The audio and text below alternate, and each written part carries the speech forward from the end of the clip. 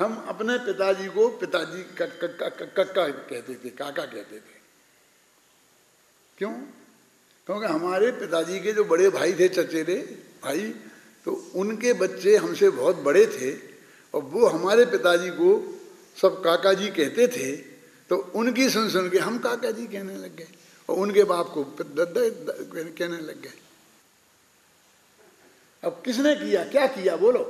लेकिन सब समझते थे हम कक्का कहेंगे तो ये पिताजी समझना है। तो फिर यदि पिताजी को कक्का कहा जाता है तो फिर हमने कही, तो हमारे बच्चों ने तो हमसे कक्का कही नहीं कभी। क्यों? इनसे पूछो कि दादा क्यों कह रहे, हम इनके दादा हैं। क्योंकि हमारा एक छोटा भाई था ना, जो तुम लोगों ने देखा है, बेचारा स्वर्गवास हो गया, वो हमको दादा कहता था, बड़े भाई के नाते। बड़े भाई को दादा कहते हैं, जो पिताजी के पिताजी दादा वाला दादा नहीं।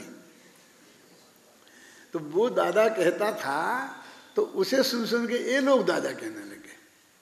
ये लोग ने दादा कहना शुरू किया तो सब विद्यार्थी दादा कहने लग गए। विद्यार्थियों ने शुरू किया तो सब मुमुक्षु कहने लग गए। अब तो देखो तो देश में विदेश में और ये प्लेन में बैठे हों, ट्रेन में बैठे हों, सब कहने लग गए। इन्हें कैसे पता चला? ये कैसे कहते हैं? बोलो, बता सकते हो तुम? मेरी एक समस्या है, कैसे उनके दादा हम कैसे हो गए? तो वो क्या होता है कि तुम लोग हमको बैठाने जाते हो ना, जो भी, तो जाते जाते कहते हैं दादा अच्छी तरह जाना। वो इतना सुन लेते हैं तो पूरा डब्बा दादा कहने लगता है। बोलो क्या कर रहे हो? टीटीआई भी दादा कहता है। मेरे कहने का अर्थ ये है कि ये जगत ऐसे ही चलता है। आपको अपने दिमाग में करेक्शन करना पड़ेगा, दुनिया में कोई करेक्शन नहीं हो सकता। समझ गए ना? क्या मतलब? हम एक कहेंगे कि हम सब एक हैं और तुम हम सब एक से हैं, ये समझना। समझ गए ना? ये सादृश अस्तित्व की बात चल रही है। चलो, आप लोग समझते हो कि मैं वहीं गप में लगाता हूँ। मुझे तो सादृश अस्तित्व समझाना है। यद्यपि हम सादृश अस्तित्व की अपेक्षा एक हैं, परंतु स्वरूपास्तित्व की अपेक्षा से हम किसी से भी एक नहीं है, माने अभेद नहीं है। जब एक कहते हैं उसका मतलब अभेद ही होता है ना, अभेद के अर्थ में। यह सादृश अस्तित्व का जो कथन जनागम में किया है वह स्वरूपास्तित्व को छोड़े बिना है। माने ये शर्त किसी ने लगाई नहीं है, लेकिन प्रकृति से लगी हुई है। क्या क्या उसमें कि हमको स्वरूपास्तित्व से छोड़ना नहीं पड़ेगा और हमारे लिए हमारा स्वरूपास्तित्व ही मुख्य रहेगा। कहाँ पढ़ रहे थे?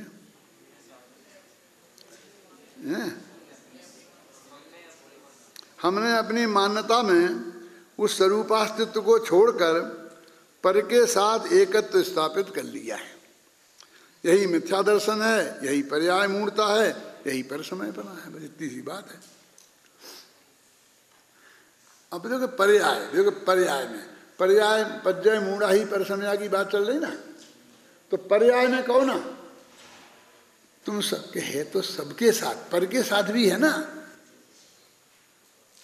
लेकिन एक पर्याय का शब्द हमने मुख्यता से कह दिया, उसमें सब ले लेना, पर भी ले लेना, पर का द्रव्य ले लेना, पर का गुण ले लेना, पर की पर्याय ले लेना।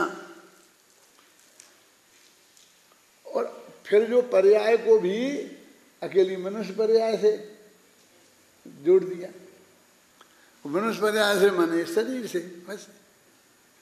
तो ऐसा लिखते हैं आचार्य खुद कि भले ही सारी पर्यायों पर कितने पर अन्य पदार्थों से हमारा एकत्व है, लेकिन जब जब उपदेश दिया जाता है तो ये मनुष्य आदि पर्याय से ही एकत्व छुड़ाने का उपदेश दिया जाता है। ये भावना में, एकत्व भावना में अन्यत्व भावना में ये शरीर में नहीं, फलाना नहीं, इसकी क्या जरूरत है? एकत्व में एकत्व बताओ ना। है? आप अकेला अवतरे, मरे अकेला होए, इसकी क्या जरूरत है? हम अकेले मरते क्या, अकेले पैदा होते हैं, ये एकत्व भावना से इसका क्या लेना देना है? लेकिन ये इतना चल गया कि असली एकत्व गायब ही हो गया। वो समय सार में है ना, तम ए यत् बेहत्तम दाये जम, वो एकत्व भावना का है, और वो विभक्त अन्यत्व भावना है। मैंने 12 भावना में लिखा है कि पूरा समय सार एकत्व और अन्यत्व भावना के लिए समर्पित है। अब वो हमारे दोनों ही भावनाओं की ये दुर्दशा हो गई कि एकत्व में तो बस अकेला जन्मते हैं, अकेला मरते हैं, फलाना अकेला, अकेला खाते हैं, अकेले चलते हैं, अकेले फिरते, क्या लेना देना इससे? तुम अकेलेपन को अच्छा बता रहे कि बुरा बता रहे? कि यहाँ तो बुरा ही बताया जाता है, साथ होना चाहिए, अच्छा अकेले अपन अच्छा नहीं है ना। इसी अर्थ में रोते हैं ना, कोई साथी नहीं, कोई साथी नहीं, साथी सगा ना कोई। अरे साथी सगा नहीं है, ये अच्छी बात है ना, भाग्य की बात है, हैं? कि ना कोई जन्म, हम अकेला जन्म अकेला मरा। तुम क्या चाहता है? जन्म में भी कोई साथ देवे, मरण में भी कोई साथ देवे। एकत्व और अन्यत्व, ये तो पर से भिन्नता और स्वामी अपनापन, ये असली वस्तु का स्वरूप है।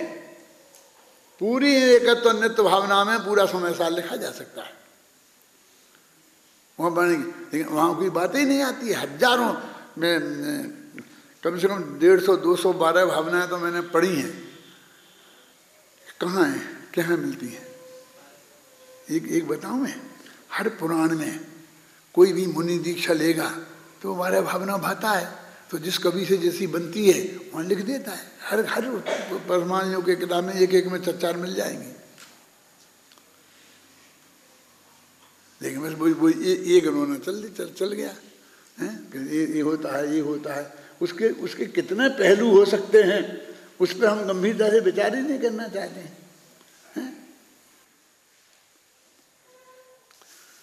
विगत गाथा में अब ये सादृश अस्तित्व अर्थात महासत्ता की अपेक्षा हम सब एक हैं, इस प्रकार पर पदार्थों से हमारा है का संबंध है, अस्तित्व का संबंध है, परंतु इसमें प्रत्येक का अस्तित्व पृथक पृथक है, यही स्वरूपास्तित्व है। इनका अलग अस्तित्व होना कभी मिलते नहीं है, ये स्वरूपास्तित्व है। विगत गाथा में द्रव्य की परिभाषा बताई गई है, जिसमें यह स्पष्ट किया गया है कि अस्तित्व 2 प्रकार का होता है, स्वरूपास्तित्व, सादृश अस्तित्व। अब इस गाथा में स्वरूपास्तित्व का स्वरूप स्पष्ट करते हैं, और उसमें फिर जो विद्यार्थियों के कमेंट्स आए, उस कमेंट्स के आधार पर मुझे कुछ कहना है।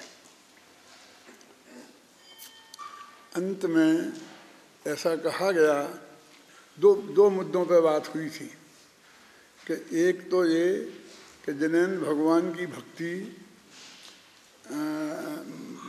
24 घंटे हमारे विद्यमान है, और उसमें वो बनारसी दास का छंद की चर्चा हुई थी कि 24 घंटे में हम जो कुछ कर रहे हैं, यदि हम आलू नहीं खाते हैं तो ये भी हमारे जिनेंद्र भगवान की भक्ति है, क्योंकि दुनिया को इतना प्रिय लगता है, और शायद हम खाते तो हमें भी लगता, जब खाया ही नहीं तो पता ही नहीं कैसा है।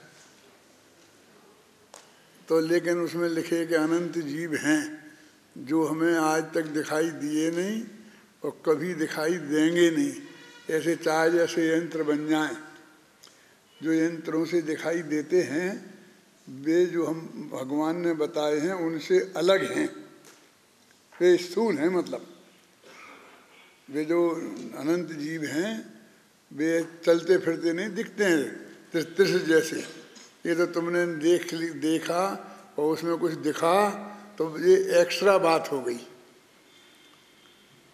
तो इस तरह से हमारी हर बात जो सुबह से शाम तक क्रिया भगवान की आज्ञा के अनुसार हो रही है, वो सब उनकी भक्ति का ही परिणाम है।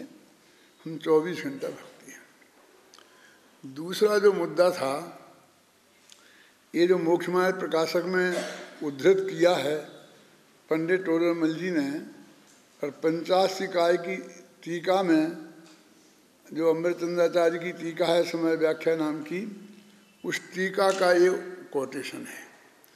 पंडित जी ने अपनी स्मृति के आधार पर अपने मोक्षमार्ग प्रकाशक में लिखा होगा।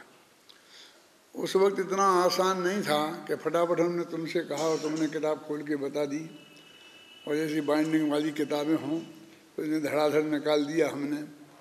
कोई भी शास्त्र को मंदिर से निकालना पड़ता था, फिर उसे खोलना पड़ता, फिर एक एक पेज देखना पड़ते थे, और पेजों की भी व्यवस्था नहीं थी। जितनी प्रतियाँ थीं उतने पेज, हर एक में अलग अलग तरीके से लिखा जाता था। इसलिए उनकी प्रतिभा थी कि उन्हें याद रहा और उन्होंने लिख दिया। हमने नीचे उसको लिखा है, सिर्फ इसलिए लिखा है कि वो जो 50 काय में जहाँ उनने कहा है कि 50 काय की व्याख्या में ये बात है। व्याख्या माने समय व्याख्या।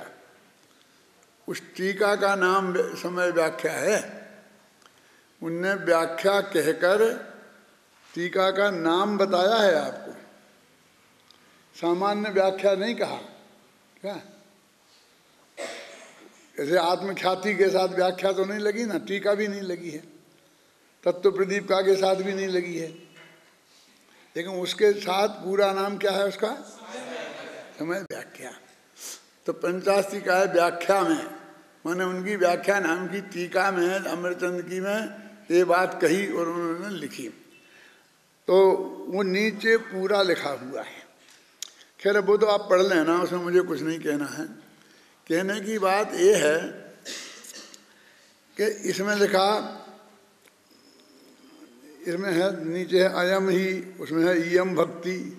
संस्कृत के विद्वान थे ना, तो भक्ति शब्द उनने जोड़ा, तो उसमें स्त्री का विशेषण स्त्रीलिंग चाहिए ना, इसलिए इयम लिखा, और वहाँ उनने भक्ति शब्द जोड़ा नहीं, तो अयम शब्द का प्रयोग किया। खैर अब ये इसमें उलझ जाता हूँ मैं। असली मुद्दे की बात ये है कि इसमें कदाचित शब्द का प्रयोग है, क्वचित क्वचित क्वचित ज्ञाननोपि भवति। तो क्वचित माने क्या है? कोई अर्थ करते हैं कि ज्ञानियों के, लेकिन इसका अर्थ है, क्वचित शब्द को इस डिक्शनरी में देखा विशेष करके, और उसमें से निकला कभी कभी। किसी अपेक्षा भी इसका अर्थ नहीं है। यानी ये बताना चाहते हैं कि जिसे तुम भक्ति कहते हो वो भक्ति कभी कभी होती है। और दो विरुद्ध हो गए ना कथन। और मेरे को बोलने का विकल्प इसलिए आया क्योंकि अंत में जो कमेंट्स किया गया अंतिम वाक्य में, उसने ये कहा, उस पर तो वजन दिया कि 24 घंटे है, लेकिन कभी कभी है। कभी कभी का मतलब बहुत कम होता है। अकेला ऐसे नहीं, कभी कभी। कभी कभी मतलब जब हम किसी बात के लिए कभी कभी कहते हैं, कभी कभी हमारे यहाँ खाना भी ये भी बनता है कभी कभी, मैंने साल में 1-2 दफे बन जाता है। समझ में आया ना आपकी? में जिस भक्ति को हमने अनिवार्य बना लिया है और हम घोषणाएं करते हैं, एक तो वो भक्ति ही नहीं है। भक्ति की परिभाषा बनारसी दास ने वो दी है, अब हम उसको ही भक्ति मान के चलते हैं, तो इसके बिना बिल्कुल वो है ही नहीं। उसके लिए इसमें स्पष्ट शब्दों में कभी कभी लिखा है। कभी कभी का मतलब ऐसा नहीं कि कभी चूक जाएं तो ठीक है, 1-8 दिन चूक जाएं। महीना भर हम रोजाना भगवान की पूजा करते हैं, 1-8 दिन नहीं कर पाई, ऐसा नहीं है। 1-8 दिन नहीं कर पाई नहीं है, क्या है? 1-8 दिन कर पाई। समझ ज़्यादा ख्याल में आई बात? ये है इसका अर्थ। बहुत कठिन बात है, डंडे पड़ने जैसी बात है। हमारी तुम्हारी तो बात जाने दो, टोडरमल जी भी होते तो उनमें भी पढ़ते, और इस समाज का कोई भरोसा नहीं है। अमृतचंद्र होते हैं तो उनमें भी पढ़ते। यानी ये कहते हैं कि ये तो बहुत रेयर की बात है। जिस सौधर्मेंद्र का हम उदाहरण देते हैं वो बहुत रेयर केस है। तीर्थंकर का जन्म कब कब होता है नाचने का? वो कभी कभी नाचता है, बहुत रेयर, समझ गए ना। और हमको वो उसका बिजनेस बनाना है, हमको उसको रोजाना नाचना है उसके नाम पर। यानी अनिवार्य नहीं है, मैं फिर कहना चाहता हूँ, उसको हल्का कर दिया अंत में कह के, उस पर वजन ही नहीं दिया, उसको पॉइंट ही नहीं बताया किसी ने। खैर किसी ने नहीं बताया कि नहीं बताया, एक दो की बात जाने दो, लेकिन सबके ध्यान में द्वारा वो बात आवे इसके लिए मैं बोल रहा हूँ। उनकी उसकी आलोचना करना मेरा उद्देश्य नहीं है। मेरे विद्यार्थी हैं, उनकी क्या आलोचना करना, 5 मिनट में उन्हें बोलना है तो सभी बात थोड़ी बोल सकेंगे। लेकिन मुझको इस बात पर फिर ध्यान आकर्षित करना था। क्या क्या कह रहे वो? जिसको हमने रोजाना का काम बना दिया है वो उसके लिए पंचाशतिकाय की टीका समय व्याख्या ये कहती है कि वो कभी कभी की चीज है। समझ नहीं ना? अपन सप्ताह में एक बार पूजन करते हैं ना, ऊपर जाकर के सब जने मिलकर के विद्यार्थी, वैसे तो रोज ही नहीं सब जने करते ही हैं, तो वो कभी कभी में पर्याप्त है। मतलब एक महीना में एक दफे भी करते तो भी वो कभी कभी में आता, 6 महीना में एक बार करते तो भी वो कभी कभी में आ जाता। अब वो तो 7 दिन में एक बार है। माने जिसको हमने के साथ प्रतिज्ञा लो कि हम रोजाना पूजा करेंगे, ये करेंगे, ये करेंगे, ये करेंगे, मैं ऐसा कहकर पूजन करने वालों को हैरस नहीं करना चाहता। ख्याल नहीं ना? कोई वो ऐसा खराब काम नहीं है कि जिसके लिए निषेध किया जाए, कि निषेध की आवश्यकता पड़े। तुम लोग भी कहीं नहीं करना, कदाचित है ना, लेकिन कदाचित तुम्हारे जीवन में नहीं बन पाए और बहुत कम बन पाए तो भी उससे अपने को, हमें भगवान की बात में श्रद्धा नहीं है, हम अपने कर्तव्य से च्युत हो रहे हैं, ऐसा फीलिंग करने की जरूरत नहीं है। अपने अंदर में क्या ना अपराध बोध की जरूरत नहीं है। लेकिन स्वाध्याय नहीं कर पाया तो अपराध बोध की जरूरत है, क्योंकि उसमें डंके की चोट कहते हैं स्वाध्याय करना चाहिए, वो मोक्ष मार्ग का उपायांतर है। मोक्ष मार्ग के उपाय को एक दिन भी, एक समय भी छोड़े जाने लायक है।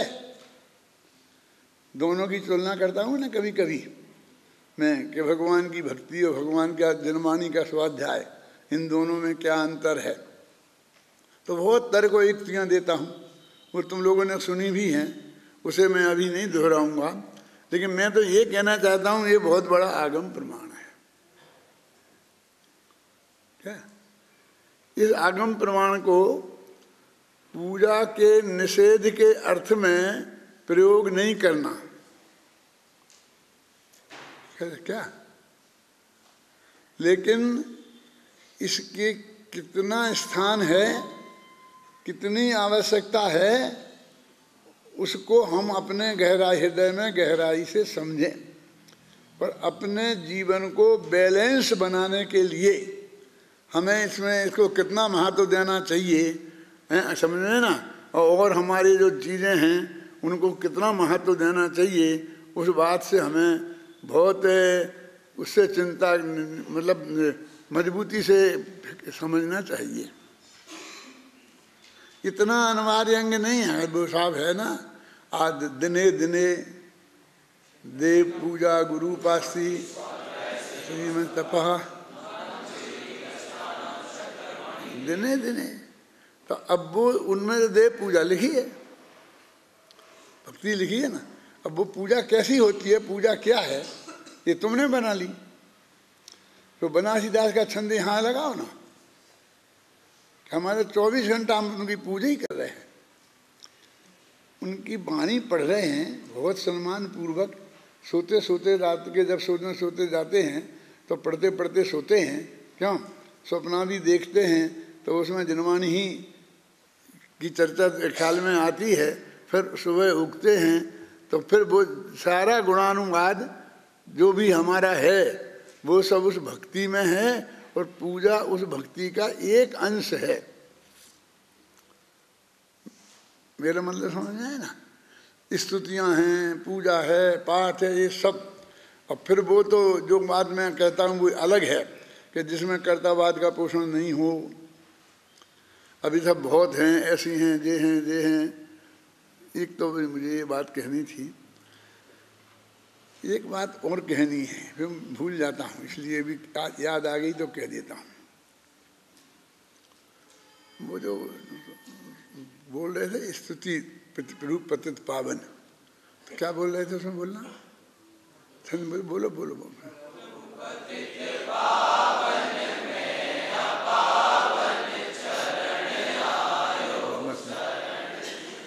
चरण आयो शरण जी के शरण आयो चरण जी। क्यों आना शरण में होता है कि चरण में होता है? शरण भी साथ में लग जाएगा, लेकिन सीधा डायरेक्ट आने के साथ जुड़ता हो तो क्या जुड़ना चाहिए? शरण होना चाहिए ना। तो मुझे विकल्प आया था कि मैं ये बता दूंगा, क्योंकि नहीं तो फिर सबके ख्याल में आ जाए, वो तो हम दिन रात बोलते हैं। समझे? आया बोलते हैं आयो, तो आयो के साथ में शरण, क्यों पब्बजामी शरणम है, चरणम नहीं है। अरहंते शरणम पब्बजामी, अरहंते चरणम पब्बजामी नहीं है, समझे ना। इसलिए उसमें चरण की जगह शरण पहले बोलें तो ज़्यादा अच्छा है। अब अपना प्रकरण चलता है, क्यों 194 पेज पे है ना, कुछ बाकी रह गया था ना, अभी हो गया था पूरा, 96 का था। चलाओ शुरू करो।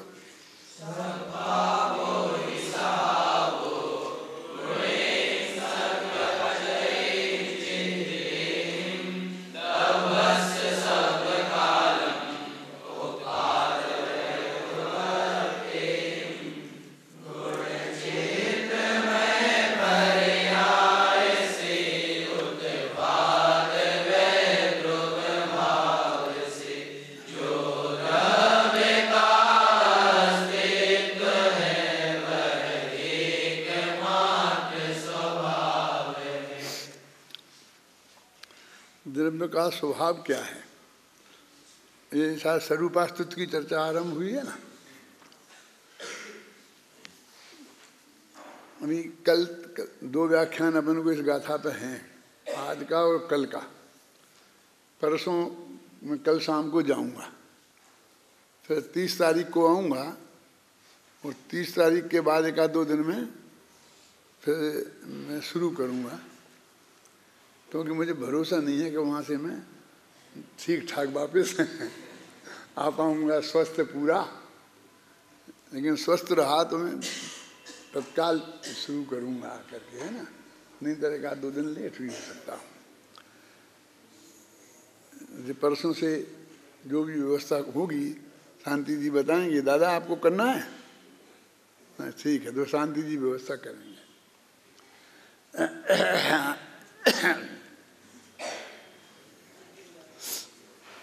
गुण चित्रमय पर्याय, पर्याय के साथ चित्ते ही शब्द डाला है आचार्य देव ने।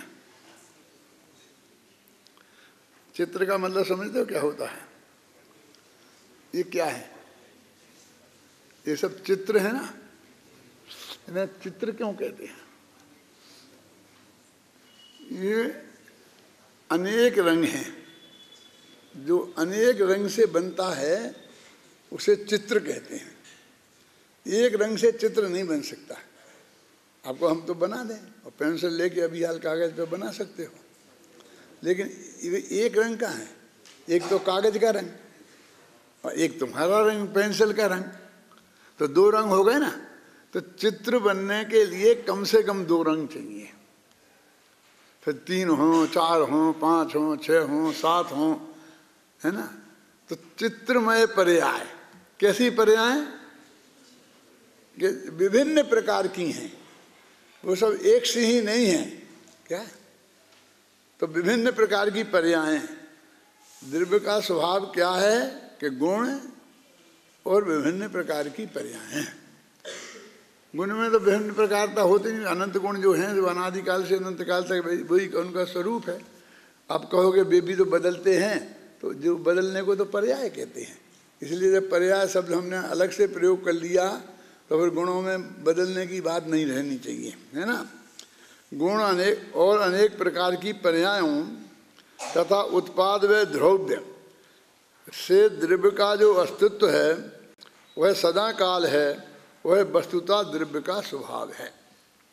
देखो 5 चीजें वही गिना रहे, यदि वास्तव में समझो तो हो ही गया है। कौन कौन सी चीजें? उत्पाद व द्रव्य और गुण पर्याय। इसमें गुण पर्याय पहले कहा, उत्पाद व द्रव्य बाद में कहा, और इससे कहा कि जो वस्तु इनसे मिली हुई बनी हुई है, मिली हुई कैसी थोड़ी है, 5 चीजें अलग अलग थीं तो उनको मिला करके एक जगह इकट्ठा किया और पंचसकार चूर्ण बना दिया, ऐसा थोड़ी है। ये मतलब वस्तु के स्वभाव में ये 5 चीजें नहीं कहना चाहता हूं मैं, 5 एंगल ऐसे हैं। क्या कहेंगे हिंदी में अपन? हाँ, दृष्टिकोण में मजा नहीं आता है, इसलिए मैं तो मुझे मालूम है, अपेक्षा में नहीं आता है। माने इसे 5 तरीके से अपन को देखना चाहिए। 5 क्वालिटी जो हैं, माने हैं तो अनंत, लेकिन गुणपना, पर्यायपना और उत्पाद व्यय और द्रव्यपना, इन 5 एंगल से देखेंगे हम तो ये वस्तु का स्वभाव है, और ये 24 घंटा प्रति समय रहेंगे।